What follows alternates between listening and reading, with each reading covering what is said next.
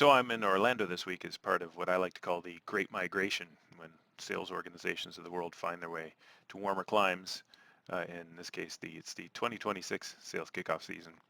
And as I've been presenting frame making around the country and ultimately around the world, the something has really stuck with me. It's a conversation I had last week with the global head of sales of an international relocation company, a company that helps move people, logistics, and for people and their belongings.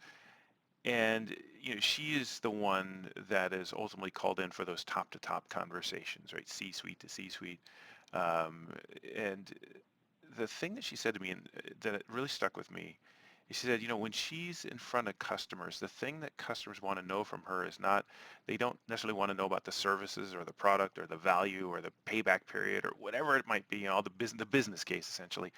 What they're asking her is very simple but very powerful, because there's a lesson in what everyone's asking her. Because what customers are asking her is simply this: what are you seeing out there?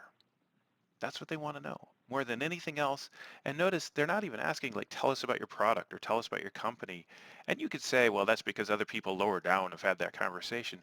But it's really this sort of insatiable appetite, and I think logically so, of individuals inside of companies to want to know what else is happening. What are people like us doing? What are companies like us doing? Are we behind? Are we ahead? What lessons have they learned? What best practices or solutions have they found that we're overlooking? And I think that posture, it's so interesting that somehow we think that particular question, and particularly your ability and opportunity to deliver an answer to that question, is somehow reserved to the top conversation. Because I think that's really, in many ways, and consistent with frame making, the single biggest opportunity really of a sales interaction altogether. Because anything else you can kind of find online. But what I really want to know is, what do other companies like me do?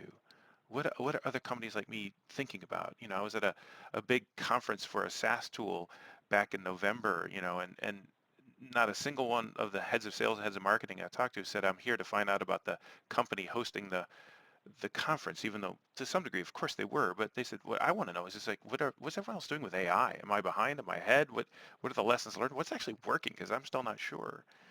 And to me, I think, all the data in the Framemaking Sale and all the best practices and all the ideas and all the tactics, they all kind of sum up to really to that, which is, as you engage your customers and you really want to position yourself as, how do I become the one sales rep, the one sales professional, the one sales team that customers actually do want to talk to?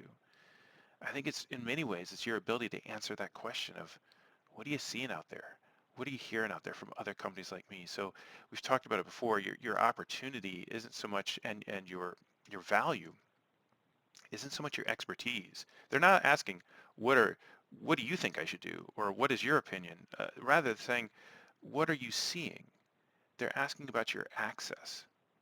And that's, I think, really your value, is as you bring to the table the perspective that they crave but don't have, and that is access to other companies, social proof, that are engaged in similar activities and have either, learned lessons the hard way or maybe learned lessons the best way. And they want to know sort of where they stand. So this is where that phrase that frames comes from. And working with other companies like you, one of the things we've been surprised to learn is, and in frame making, based on data, the whole idea is to solve not for customers' confidence in you, but customers' confidence in themselves. And one of the best ways to solve for customers' confidence in themselves is just to give them a very clear sense for where they stand relative to others, and give them an opportunity to engage in learning from others that they may not have otherwise, other than through their contact with you. And that's really powerful and valuable. And that's, I think, just a really great way to think of your role going forward as a sales professional, and delivering incremental value to your customers, is by just sharing what you're seeing out there.